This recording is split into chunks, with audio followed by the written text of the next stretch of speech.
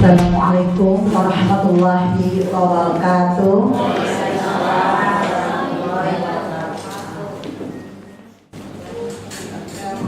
Terima kasih atas kesempatan yang diberikan. Bapak Ibu yang kami hormati, khususnya Ketua Umum KUANI yang kami banggakan, Ibu Dr.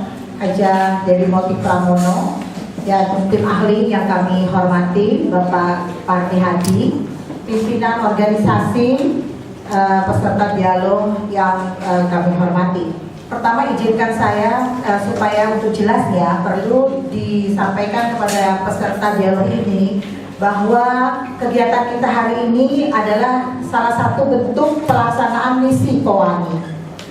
Karena dalam salah satu misi KUANI, hasil Kongres 23 KUANI tahun 2009 itu mengatakan bahwa KUANI mendukung untuk meningkatnya wanita-wanita, kalau tidak persis redaksinya mohon maaf, tapi substansinya tidak menyimpang. Jadi wanita-wanita untuk menjadi pengambil keputusan, untuk menjadi apa pengambil keputusan dan penentu kebijakan, saya lupa lagi, di lembaga-lembaga legislatif, yudikatif, eksekutif, dan lembaga-lembaga non pemerintah. Jadi salah satu misi hasil Kongres KUANI adalah memperjuangkan semakin banyak wanita-wanita yang menjadi decision maker, menjadi pengambil keputusan. Jadi tidak hanya diatur oleh laki-laki, tapi mitra, sama-sama duduk bersama, memikirkan kepentingan bersama, mengambil keputusan bersama. Itu yang dicita-citakan oleh KUANI. Jadi tidak, laki-laki bukan musuh perempuan, tapi adalah mitra dalam kebersamaan untuk sama-sama bertanggung jawab pada masa depan bangsa. Kemudian terima kasih atas koreksi dari Ketua Umum atas judul. Memang kemarin juga pembawa acara juga sudah tanya bacanya bagaimana Bu. Memang sebetulnya ini adalah korupsi adalah musuh utama dan bersama bangsa Indonesia. Nanti Pak Parti Hadi akan menjelaskan apa makna musuh bersama. Korupsi itu adalah musuh bersama bangsa Indonesia. Jadi itu nanti Pak Parti Hadi akan menjelaskan. Jadi Bapak Ibu sekalian, kalau kita berbicara korupsi, sebagaimana di makalah saya juga sudah saya sampaikan, memang ini sangat sulit untuk diberantas. Namun demikian, kita tidak boleh atau sepatutnya kita janganlah bosan-bosan untuk melakukan upaya memberantas korupsi. Apalagi korupsi ini, kalau kita lihat, itu korupsi itu akibatnya adalah bukan untuk orang per orang. Oh ya, saya lupa mengingatkan. Yang dimaksud korupsi dalam hal ini adalah korupsi uangnya negara, uang negara. Jadi bukan korupsi yang tidak mencuri uang negara. Kan ada ya korupsi perusahaan swasta yang tidak terkait dengan keuangan negara. Ini terkait dengan keuangan negara. Jadi hal ini sangat penting untuk kita perhatikan. Apalagi kalau kita melihat Indonesia ini kan sampai sekarang masih tergolong atau boleh kata menurut penilaian Transparansi Internasional bahwa Indonesia ini sejak 1998 termasuk negara yang meraih posisi 10 besar. 10 besar, bukan yang berprestasi loh. 10 besar negara terkorup di dunia. Ya ampun, kasihan amat. Kalau negara ini banggakan prestasinya kan kita senang. Ini korupsinya, negara terkorup. Kemudian pernah juga ada dalam dialog bebas ada yang menanyakan mana lebih merugikan, pornografi, judi, atau korupsi. Pernah muncul dalam beberapa dialog. Dan saya melihat beberapa pembicara nerangkannya bagus. Jelas semuanya berbahaya bagi bangsa dan negara. Tapi kalau kita berbicara korupsi, korupsi itu merusak semua perekonomian bangsa, perekonomian negara, ketahanan nasional, ketahanan ekonomi. Itu. Jadi berbicara korupsi berarti kita punya pikiran visioner, punya kepedulian atau punya wawasan kebangsaan. Sementara pornografi dan judi itu juga bergantung keberhasilannya untuk diberantas jika korupsi berhasil diberantas. Jadi dengan kata lain, korupsi kalau berhasil diberantas itu juga mendatangkan tambahan kekuatan untuk memberantas pornografi dan judi. Ya jelas lah, kan kalau korupsi kan terkait uang. Kalau nggak punya uang nggak ada yang main pornografi. Coba lihat koruptor, ternyata pornografi ya. Pornografinya gimana? Banyak cewek-ceweknya kan, yang kasih mobil mewah buat cewek ini, bocah itu kan semua pornografi sebetulnya. Sub-subnya kan pornografi, tema besarnya kan pornografi. Jadi memang betul. Jadi itu yang ingin saya sampaikan, bahwa kalau kita berbicara memang korupsi, memang harus dilakukan secara bersama, karena itu korupsi adalah musuh utama bangsa Indonesia.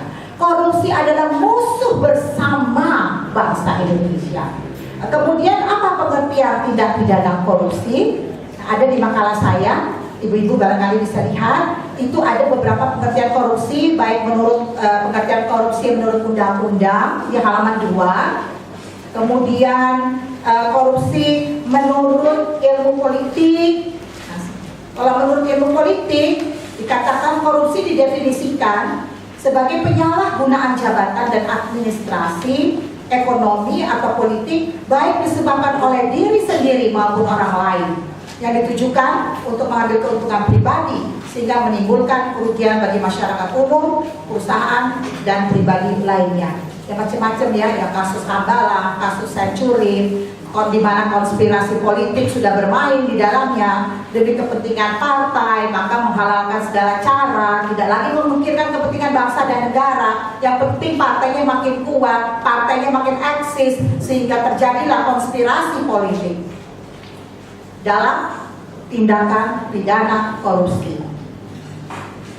Yang ingin saya sampaikan adalah korupsi merusak moral bangsa. Kenapa merusak moral bangsa? Mungkin ibu-ibu yang suka nonton di TV pernah kan lihat ada yang mencuri sendal, hukumannya sedikit. Ada yang mencuri ayam, langsung ditangkap, langsung dipenjara, digebukin babak belur. Sementara yang mencuri uang negara, merampok uang negara, bisa bebas atau lama diperiksanya kutip-kutip. Dan lucunya ada yang buron. Ibu kalau buka di internet ibu bisa lihat daftar koruptor yang buron, Bu. Banyak masih yang buron. Banyak yang nggak terselesaikan masalahnya. Nah, jadi ini kenapa ini dikaitkan dengan moral bangsa? Karena kenyataan ini seakan-akan meninggalkan pesan pada generasi penerus bangsa, kalau menyuri jangan dikit, ya. Nyuri aja sekalian yang banyak-banyak, lebih aman, bisa kabur, bisa nggak di penjara daripada nyuri ayam babak belur masuk penjara, belum diperkosa di pertahanan, di penjara sebagai tahanan, dan meninggal sekalian itu, rampok uang negara 3M, 4M. Itu kan pendidikan yang tidak baik bagi pembentukan karakter penerus bangsa. Jadi karena itu bisa dikatakan korupsi merusak moral bangsa. Tadi ketua umum udah bilang malu kalau cucunya nonton, tapi enak semua tiap hari beritanya korupsi gitu. Kemudian lantas apa dong solusinya? Jangan cuma bisa mengkritisi, apa solusinya? Maka solusi yang saya usulkan secara pribadi berdasarkan semua kegiatan saya, baik kegiatan saya di Kuani, karena Kuani memberikan suatu wawasan, membentuk wawasan tentunya tersendiri pada diri saya. Bagaimana platform Kuani, karena saya di Kuani sejak 1993 dan tidak ada istirahat, tidak ada rehat, terus menerus dari 1993 hingga sekarang saya menjadi pengurus Kuani. Kemudian saya menjadi pengurus di beberapa organisasi kebangsaan. Saya anak tentara, yang benar-benar saya diwariskan oleh ayah saya adalah amanat NKRI. Di sini juga hadir ada pejuang dari Sulawesi Utara, Bapak Adli Runsu, yang menjadi saksi perjuangan itu dalam perjuangan Merah Putih 46. Jadi ayah saya itu di Sulawesi Utara, ada kalau di Makam Pahlawan, ibu-ibu yang suka ke Taman Makam Pahlawan Kairagi bisa melihat monumen ayah saya di sana. Dan di Kawakoan juga ada monumen Lapian Taulu, Lapian sipilnya, Taulu tentaranya, militernya. Nah, jadi ayah saya itu yang memaklumatkan secara resmi bahwa pada tanggal 14 Februari 1946 Sulawesi Utara menjadi bagian resmi dari NKRI. Jadi ayah saya itu adalah memaklumatkan resmi di Arsip Nasional, ibu bisa lihat di Arsip Nasional Kisah Sejarah Merah Putih 46. Jadi saya mewarisi moral perjuangan, misi perjuangan mempertahankan dan memperkokoh NKRI. Mudah-mudahan ini bisa saya lakukan dengan baik. Mohon doanya Bapak dan Ibu sekalian. Jadi solusi mencegah dan memberantas korupsi, saya tawarkan dua hal, yaitu pertama pembangunan karakter bangsa dan penguatan rasa kebangsaan. Nanti kita diskusikan, karena kalau saya baca juga ibu-ibu udah pegangnya papernya, itu kita diskusikan karena waktunya cuma 15 menit sampai 20. Kemudian kenapa penting pembangunan karakter bangsa dengan penguatan rasa kebangsaan? Karena kita lihat dari adanya peristiwa-peristiwa korupsi, suap, kriminal, remaja kita kalau tawuran sekarang sadis ya Bu. Ibu udah lihat kan di TV bagaimana pakai senjata tajam, ya? Iya, semakin keras, semakin tidak beradab, semakin biadab. Kenapa? Karena mereka juga sudah makin dekat dengan narkoba. Karena sudah mereka semakin dekat dengan narkoba, karena mereka sudah luntur nilai-nilai kebangsaannya. Tidak hanya pada remaja, bapak-bapak petinggi kita pun demikian, sudah mulai luntur nilai-nilai kebangsaannya.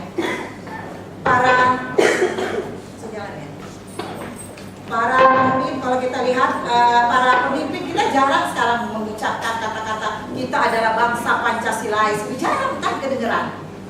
Jadi memang nilai-nilai kebangsaan itu sudah nilai-nilai kebangsaan sudah mulai luntur, dan ini bukan saya pribadi yang statement ini bukan ungkapan pribadi saya, tapi ini merupakan statement yang dikeluarkan oleh Lemhanas. Jadi Profesor siapa namanya lupa lagi, Profesor Budi itu mengatakan bahwa Lemhanas mengatakan bahwa sekarang tampak jelas lunturnya nilai-nilai kebangsaan. Ini yang menjadi keprihatinan kita. Kenapa? Karena kalau karakter bangsa lemah, karakter bangsa ini menurun, luntur, maka ini ancaman bagi jati diri bangsa. Karena semua warga, baik remaja, baik para pemimpin, para pejabat negara, para tokoh-tokoh masyarakat, kalau sudah luntur nilai-nilai kebangsaannya, maka cenderung besar akan kehilangan jati diri. Jadi budaya Pancasilais akan terkikis perlahan. Dan nanti ini kalau sudah terkikis habis, tidak heran kalau satu waktu eksistensi bangsa Indonesia pun bisa hilang. Ini tidak boleh dianggap remeh, lunturnya nilai-nilai kebangsaan. Kemudian bagaimana jadinya? Nah, kita berarti perlu pemantapan nilai-nilai kebangsaan. Sekarang apa saja sih yang termasuk nilai-nilai kebangsaan? Nah, kita merujuk kepada Kementerian Pendidikan dan Kebudayaan Nasional. Ya benar ya sebutannya. Maaf kalau keliru. Itu menurut kementerian ada 18 nilai-nilai kebangsaan. Nanti kita bawa dalam tanya jawab. Nah, jadi ibu-ibu sekalian, bapak-bapak yang saya hormati, demikian sekedar pengantar dialog tentunya. Jadi intinya adalah solusi untuk mencegah dan memberantas korupsi di Indonesia adalah tadi dengan penguatan karakter kebangsaan, dalam artian penguatan penanaman nilai-nilai kebangsaan. Ini perlu sekali, karena kalau tidak maka kita yang sekarang berada dalam krisis karakter kebangsaan akan menghadapi masalah yang besar terkait kehidupan berbangsa dan bernegara. Demikianlah bapak-bapak sekalian yang saya sampaikan. Mudah-mudahan nanti Pak Fahmi Hadi bisa lebih karena beliau adalah senior dan tim ahli kami di KOANI. Terima kasih atas perhatian yang diberikan. Assalamualaikum warahmatullahi wabarakatuh. Narasumber kita yang kedua adalah Pak Fahmi Hadi, ya, sebagai tim ahli di KOANI, dan juga mungkin sudah tidak asing lagi kita sudah lihat. Dan di sini juga ada beberapa catat di sini yang dijadwalkan Pak Fahmi adalah salah satu wartawan, guru, aktivitas sosial, budaya dan lingkungan serta pramuka sejak muda. Jadi antara lain pendiri pemimpin umum Federasi Republika itu tahun 93 sampai 2000, pendiri ketua Dewan Pembinaan Dompet Duafa 93 sampai sekarang, ya. Pemimpin umum Kantor Berita Antara Dirut KRI, Waduh PEW juga, sekarang juga ketua D3S, ketua IRSI juga Ikatan Relawan Sosial Indonesia, ketua banyak sekali nih, kalau saya sebutkan mungkin tidak ada habis-habisnya. Tapi yang Bapak Ibu sekalian perlu tahu bahwa Pak Pani ternyata dari tahun 2002 itu sudah menulis tentang korupsi. Jadi sekarang tepat sekali kalau mereka dihadap ke sini. Jadi mungkin saya akan beri waktu kepada Pak Pani mungkin sekitar 15 sampai 20 menit. Cuma ada satu Pak, karena ada dalam suatu negara di dalam apabila perbuatannya baik, maka negara itu akan baik Pak. Ya. Mungkin nanti bisa dikaitkan ke sana itu nanti. Pada Pak Pani kami silakan Pak. Bismillahirrahmanirrahim. Assalamualaikum warahmatullahi wabarakatuh. Selamat pagi dan salam sejahtera untuk bapak-bapak dan ibu-ibu. Kalau untuk kita semua, masa saya mengucapkan ikut itu. Jadi dibalik untuk bapak-bapak dan ibu selamat. Jadi saya mengucapkan. Jadi itu ada salah kata bahasa juga. Jadi bukan untuk kita semua, untuk bapak-bapak dan ibu-ibu. Selamat pagi dan salam pramuka. Saya ini pramuka. Itu tepuk tangan. Salam baik. Salam. Saya ini pramuka. Tapi saya satu disebutkan saya ini pemain ketoprak. Ketoprak bukan ketoprak dimakan. Saya ini pemain teater nasional Jawa Timur. Pemain ketoprak. Inilah.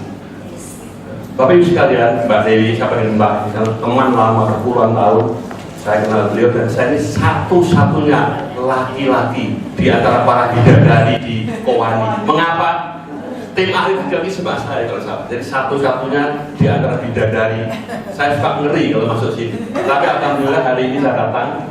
Saya diminta oleh Ibu Charleti dan untuk ketemu kakak saya, Mbak Nisa, Mbak Dewi, sudah lama kita janjian nggak pernah ketemu. Saya ini diminta untuk berbimbingan menulis. Saya ini wartawan, saya seorang wartawan, dan saya sudah janji juga saya ingin tanda petik mungkin latihan bersama menulis Kowani. Kapan saya siap? Insya Allah. One day program, satu program itu hari saya siap. Hari ini saya bahagia. Waktu diminta untuk bicara korupsi, saya menemukan file saya 22 Februari tahun 2002 alias 12 tahun lalu. Masa UI mengundang saya untuk bicara mengenai budaya korupsi di Indonesia di Balai Masa UI Salemba Jakarta. Jadi 12 tahun lalu sudah saya terlibat dalam aksi ini dan lucu sekali, menarik sekali, sampai kertasnya itu sudah bulken ketemu ini. Karena saya wartawan, 2 minggu lalu saya menulis di Sinar Harapan, judulnya Politisi, Puisi dan Korupsi. Jadi bukan hal baru. Sejak dulu kala korupsi terjadi, ada rumusan baik sekali sebenarnya korupsi. What is corruption? Korupsi adalah semua hal yang menyimpang dari kemurnian, secara spiritualitas, secara moralitas, bahkan secara dalam diskusi sosial pun kita bicara korupsi pelanggaran dari suatu yang ideal. Kalau nggak ideal korupsi, apa di pemerintahan, apa di perusahaan, apa di keluarga sekalipun. Kalau menyimpang dari kesucian, menyimpang dari kebenaran, menyimpang ideal, that is corruption. Ayatnya banyak sekali. Saya menemukan di Al-Quran, kebetulan awal akhir Desember saya diminta bicara di Second World Conference on Islamic Media. Saya serukan wartawan Islam karena saya pendiri Republika untuk berjihad melawan korupsi. Tepuk tangan sedikit. Kenapa? Saya begini, saya bayangkan wartawan itu terlibat korupsi. Saya harus bilang, saya ini mantan sekjen BWI. Amplop itu korupsi. Namanya envelope journalism. Saya tulis itu juga. Gini, harus jujur. Karena kita katakan kita harus memberantas korupsi, kata Bu Charleti adalah membangun karakter bangsa. Ini masalah moralitas, maka masalah karakter. Saya ingin memulai dengan sebuah lagu.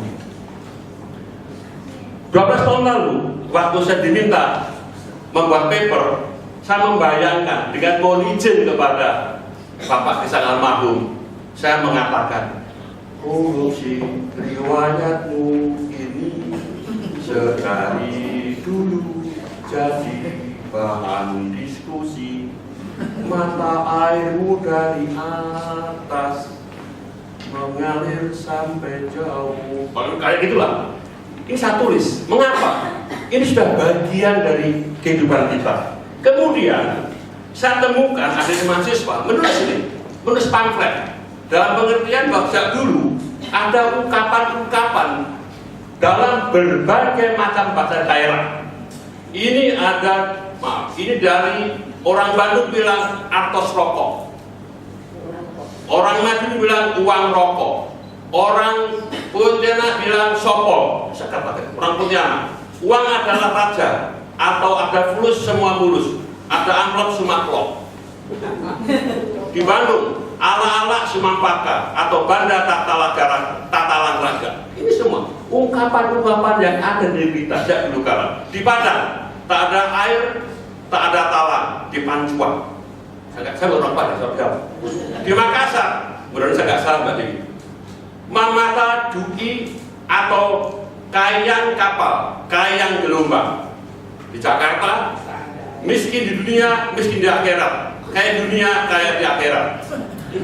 Ini dihapuskan. Ini ada yang bilang.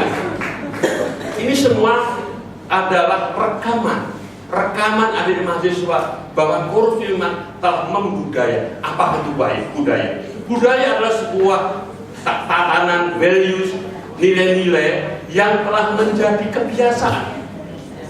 Berkebiasaan. Jadi dianggap tidak lagi sesuatu yang berbahaya. Padahal kata Mbak betul ini. Saya setuju. Dan kehidupan kita ini harus menjadi diri sendiri.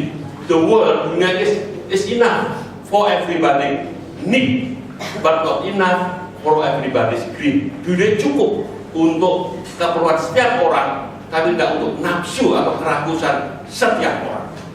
This ada semua. Menyambung tadi Bu Jati mengatakan, maksudnya begini Mbak Dewi. Jadi korupsi musuh utama dan musuh bersama. Ditambah musuh. Tetap salah kan? Ya, whatever lah. Saya bantu acara ini minta. Dan musuh bersama, whatever. Bangsa itu sama korupsi. Jadi minimal saya penuhi janji saya. Ditambah kata, memang bilang ada benar juga. Bagi saya pendiri Dompet Duafa, korupsi adalah musuh utama kaum duafa, orang miskin. Jadi orang miskin itu korupsi sebenarnya. Siapakah koruptor itu? Bisa jadi kita semua. Bisa jadi sengaja nggak sengaja, langsung atau nggak langsung. Kita telah kecipratan sistemik negeri ini membuat orang langsung nggak langsung bisa terlibat di korupsi. Sekarang ini mau maju ngalak ini, ditanya wani piro, berani berapa? Minta wani piro, saya nggak wani aku, saya nggak berani. Berani berapa? Itulah transaksionalisme. Semua sebab uang. Profesi saya wartawan, nggak ada uang, nggak ada berita. Jabatan nggak ada uang, nggak ada jabatan. Suara nggak ada uang, nggak ada suara. Di kampung-kampung tanya, kalau yang dukung saya berani berapa? Itu udah nggak malu lagi. Mengapa? Saya dikatakan ini, saya jujur. Saya ini juga salah satu pendukung Republik ini. Saya namanya petani. Tahu sulit hidup sebagai petani di orang miskin. Karena kita tidak memberikan Dompet Duafa 21 tahun lalu. Mengumpulkan zakat kepada sodako untuk bantu orang miskin. Saya tanya, ini menjadi hal apa tidak? Jangan sampai Dompet Duafa jadi lembaga pencuci uang, uang korup, uang subhat kami sisihkan. Uang yang jelas hukumnya kami sisihkan. Tidak mudah. Saya senang bahwa semangat ibu-ibu di sini melawan korupsi dimulai dari diri sendiri. Tuh, diri sendiri. Saya senang menyebut ini. Saya tepuk tangan tadi Mbak Dewi. Kita lawan koruptor, kita bangsa koruptor kayak itu. Saya tepuk tangan ini karena ibu berani menyampaikan itu. Tapi ditangkap dulu, kok tepuk tangan Pak Farli? Ya maksudnya ibu berani menyampaikannya. Karena jarang itu Wirodensi berani mengakui bahwa negeri ini memang dilanda, didera korupsi dan luar biasa. Bukan negeri, perempuan Indonesia senang korupsi. Baik, perempuan Indonesia mendukung korupsi. Sebagian. Bukan Bu, Pak. Ya. Mengapa terjadi korupsi tertinggi di Ya. negara kita? Karena kaum wanitanya mendukung koruptor. Ya, tepuk tangan. Enggak, bukan Pak. Nah, maksud saya Ibu berani menyampaikan Kalau ini. perempuannya semuanya baik, Pak. Ya. Insya Allah negara kita baik. Itu adalah setuju, kita debat besok nanti. Gini, maksud saya, Ibu Dewi berani menyampaikan bahwa perempuan mendukung koruptor bagus sekali, kan saya tepuk tangani. Karena Ibu Dewi berani menyampaikan, tidak banyak itu istri pejabat berani menyampaikan kan? Saya bukan pejabat. Nah, makanya tidak banyak tokoh-tokoh yang juga berani menyampaikan. Jadi saya dukung Ibu. Betul juga. Mengapa laki-laki suami bisa korupsi? Bisa jadi karena pengaruh perempuan juga. Bisa juga dipengaruhi. Pak, itu tetangga punya mobil baru. Pak, tetangga punya rumah baru. Bisa dipengaruhi juga. Karena itu kita mulai bersetuju kita kampanye. Melawan korupsi mulai dari perempuan. Bisa. Melawan korupsi perempuan, saya setuju sekali. Saya dukung itu. Kita dukung sama-sama. Caranya, tanda petik, tidak juga membujuk, menggoda laki-laki atau suami. Tapi tergantung suaminya juga.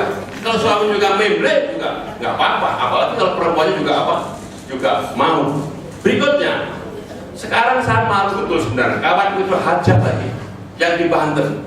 Banyak sekali, saya malu sekali. Mengapa perempuan menjadi tersangka dan terus sekarang dibongkar terus, dan bagi saya nggak salah kalau nggak salah. Itu realitas. Dulu saya pikir perempuan itu kalau korupsi malu gitu. Kata kawan saya, kalau dicegat polwan salah itu nggak bisa bertutur, nggak benar. Karena polwan nggak mungkin polwan minta uang. Gitu. Tapi sekarang tatkala Mbak Atut melihat semua, kemudian adiknya disekat-sekat, saya sedih sekali.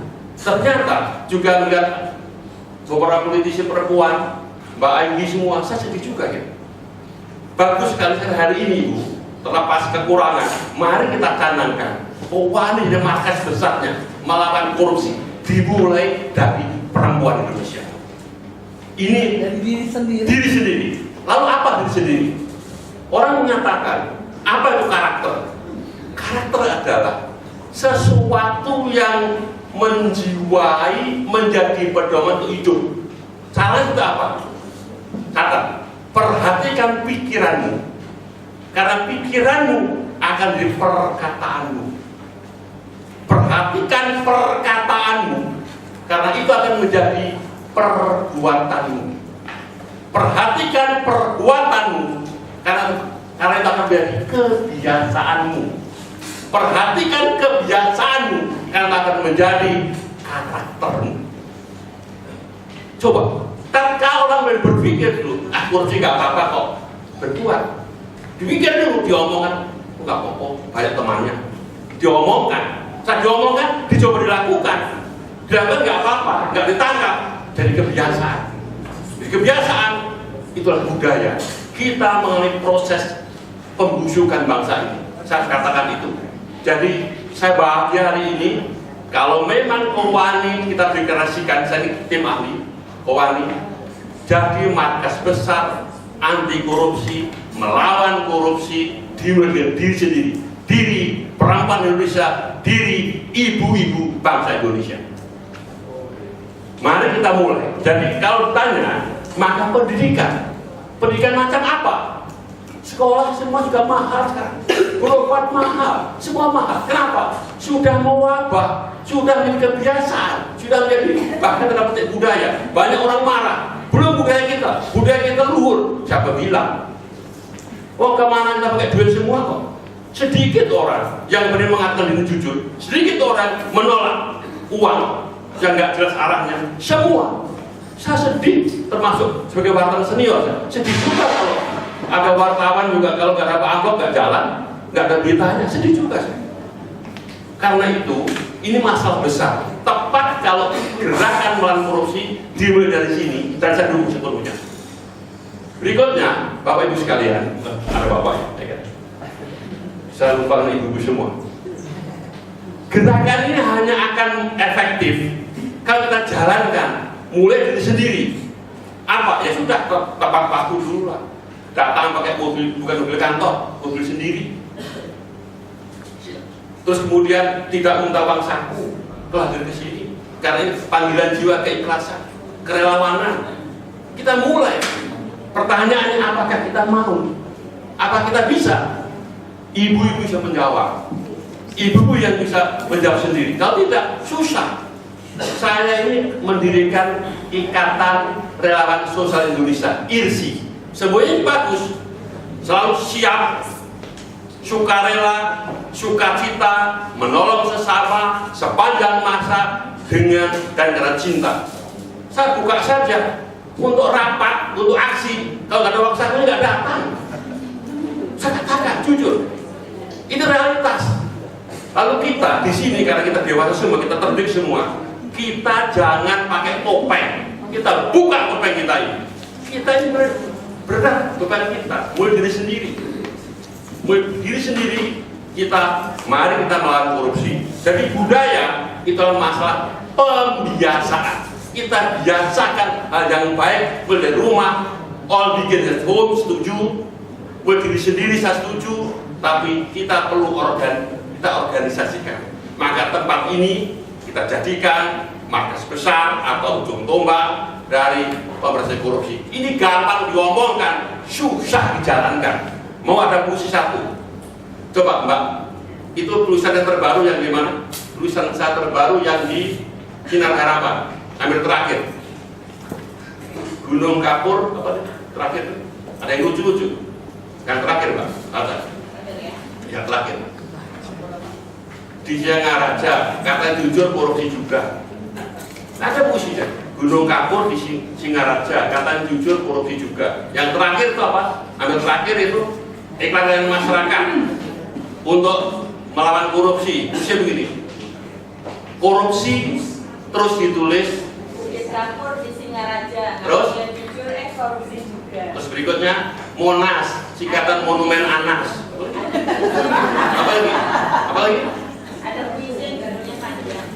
Judulnya panjang dulu ya. Reportase puisi unit layanan iklan korupsi kami ini isinya pendek. Ya, isinya adalah pendek, tayangan aja. Puisi terus ditulis, korupsi jalan terus habis. Korupsi jalan terus habis. Nah, habis. Jadi apa artinya? Kita harus melawan korupsi dari berbagai cara, berbagai lini. Dimulai dari sini dengan jujur. Kalau nggak repot, kita semua pandai ngomong semua, tapi kita nggak melaksanakannya. Akhirul kalam, saya nggak mau berdebat, mari kita berjuang. Terima kasih. Wassalamualaikum warahmatullahi wabarakatuh.